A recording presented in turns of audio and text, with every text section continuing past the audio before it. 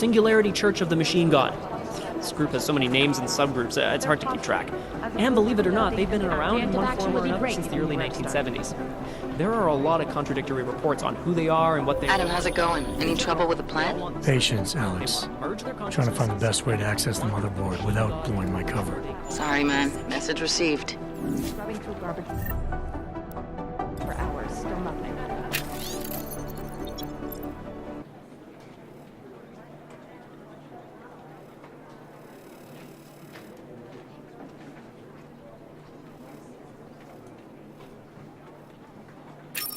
Is it or is it not a probable target? Here we go, the Church of the Machine God, and to some, the Church of the Machine, without the God. And then again, to others, the Singularity Church of the Machine God. This group has so many names and subgroups, it's hard to keep track. And believe it or not, they've been around in one form or another since the early 1970s. There are a lot of contradictory reports on who they are and what they want, but in general, they all want the same thing. They want to merge their consciousnesses and become one with the Machine God through a ritual they call Ascension. The Church of the Machine God has a leader, but all we know about her at this point is that she's a woman, and they call her Mother. That's creepy, right? I think that's really creepy. There's a rumor that the Church of the Machine God is building a machine that will help bring forth the Singularity. Sure, I guess that's a possibility. I'm just not sure what they would plug that machine into. No, it's the right call. I'm relieved. Janus. I mean, what can you say about him? Or her. Nobody really knows who or what Janus is. But what many believe is that Janus is running the most dangerous hacking group in the world, attacking corrupt politicians and businesses on a global scale. The corporate world is terrified of Janus. No, that's not consistent. What to say about the Juggernaut Collective that isn't speculation. A bunch of their members were running operations out of Montreal in 27, resurfacing for a while in 28. You heard of the Rifleman Bank Station? Bell Tower? Anyway, the Collective is a group of hacker activists, or hacktivists. Oh my god, I hate that word. Dedicated to the cause of freedom. At least that's what they say, or what their actions appear to say. They fight corruption by exposing hypocrisy and protecting the unprotected.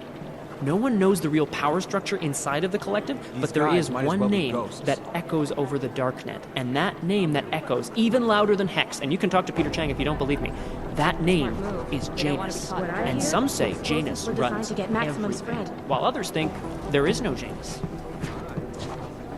The New Sons of Freedom, or NSF, is a small group of militant constitutionalists and secessionists operating in the continental United States, particularly in the Pacific Northwest.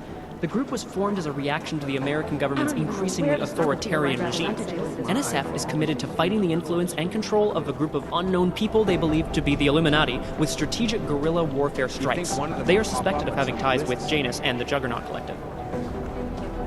Samizdat is an underground news outlet that likes to think of itself as the real news. They are anti-establishment and anti-almost everything else, including business addresses, so we like to keep our eyes and ears open for any mention of them.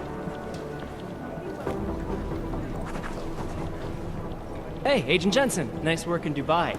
But still, you know what I want to know is who those ogged-up guys in the gold masks were. I'll be compiling all the case files, and as soon as I know anything, it'll be up on the board. You've heard of these guys. ARC, or the Augmented Rights Coalition. They're a human rights group who, on the surface at least, is trying to provide equal rights for augmented people. It was started by Dr. Talos Rucker soon after the AUG incident, when Rucker started to speak out against the anti-AUG legislation that was being passed by several local governments.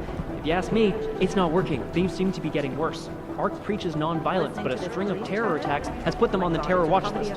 So I'll let you be the judge. Dr. Talos Rucker, former limb clinic doctor and current leader of the Augmented Rights Coalition. Rucker has chosen to leave his native Germany and to live in the Utrecht complex near Prague as a protest to draw attention to the upcoming Human Restoration Act vote. Rucker is a pacifist and believes that what is happening in Prague is what will happen all over the world if the Restoration Act becomes law. You know as much as I do about these guys. They're augmented, well-trained, and very dangerous. And they seem to be massing weapons and AUGs for some sort of attack. We don't know what yet. I would have thought you'd had your fill of these guys since Dubai, Jensen. The Jinn, a group of smugglers led by twin brothers Salar and Wazim Alam. Their exact base of operations is unknown, but it's most likely in Muscat, Oman. The brothers Alam have been in operation since 2020 and have greatly expanded their operations since then, recruiting mercenaries, ex-military, nationalistic agitators, and other colorful criminal agitators from Afghanistan, Iran, Iraq, Saudi Arabia, and the surrounding region. They deal in drugs, weapons, medical implants, AUGs, and they occasionally were designed to get maximum spread. This guy is the face of the Jinn and a charismatic force of nature. They call him the Bull of the North and the Heart of the Jinn. Real name Solar, works in conjunction with his cold and calculating brother, Wasim, who saved his life during the AUG incident. He is proudly augmented and parades his AUGs around wherever and whenever he likes. The hatred of AUGs from groups around the world has only emboldened him and his organization. Ah, Wasim Alam, the head of the Jinn, former limb clinic doctor and surgeon before he turned to more profitable enterprises. He brings the same cold and calculated approach he brought to saving lives to running his business with his brother, Solar. Ah, Agent Singh, great poker player. I still owe him 100 credits. So I hope his incursion with the Jinn lasts another few months. You know, maybe he'll forget I owe him the money. Oh, here we go. The Diwali crime family. As you may already know, they're one of the largest crime syndicates in Eastern Europe, but they do business almost everywhere, from Northern Europe all the way to the Middle East.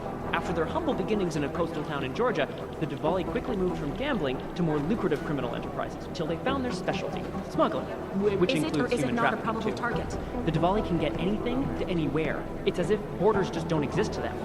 But their rapid expansion came at the cost of their Georgian purity when they started incorporating an ever-increasing number of Russians into the group. If you ask me, I think a major power struggle is coming within the Diwali. One of the old versus the new, the past versus the future. The classic Diwali structure has two spies, or pakhans, working for the lieutenant who report directly to the boss, to make sure he stays the boss. Those guys are pretty violent. Patience is the first thing you learn to have. Ah, the Diwali called this guy Constantine. Like that's supposed to be intimidating, right? We don't have a last name for Constantine, but until his death in the Rizika bombing, he was a high-placed member of the Diwali crime family, answering to Otar Vodkavelli. We suspect he has lots of connections in the upper echelons of the organization, all the way up to Radic Nikoladze and beyond. Between you and me, I suspect that he's a Pakhan, a spy that watches the Diwali lieutenant closely to make sure he doesn't make a move on the boss. Otar Vodkavelli. This guy's a classic. They don't make many like him anymore. Sharp mind, a real businessman. One of those gangsters who thinks that crime is a necessary evil, you know? If it's gonna happen, he's there to make sure people have respect and make good money. Good business. Ah, the elusive Radic Nikoladze. This guy's a piece of work, driven and ruthless. When he came up, he was the youngest boss in the Diwali crime family. The man spends more money on suits than most people spend on their houses. But don't let the looks and the haute couture fool you. He's the boss, he's in control, and he's squashed more than a few people who've tried to take him down along the way. Otar's right-hand man is this guy, Bano. Not the sharpest tool in the shed, if you know what I mean, but he's strong and loyal, something Otar values greatly. Preemptive action would be great if we knew where to start. No, that's not consistent with the train station cameras. My God, Jensen, I heard about the explosion. We should relocate. I was thinking we could corner Director Miller together. Tell him it's not safe enough here. We're fine, Chang. The police station, the train station, we're next. I can feel it. I can more than feel it. I can see it happening. No one knows where we are. There's no reason to get paranoid. That's where you're wrong. They're trying to pull the lid off of us, Jensen, or someone is. Praha Dovos just got hacked. Our building's front company. Thought it was fake. I wish it was fake. Miller's got me cleaning up IntelliCam footage from the attack to help figure out who these people are. Meanwhile, maybe they're trying to figure out who we are? Why else poke into an import company? You think someone's figured out that the company's a front? Maybe they know what's really down here. We have a lot of enemies. The people who bombed the train station. You don't think they'd love to know where we are? You need to help me figure out who's looking into us and make them stop. I'm gonna need more information.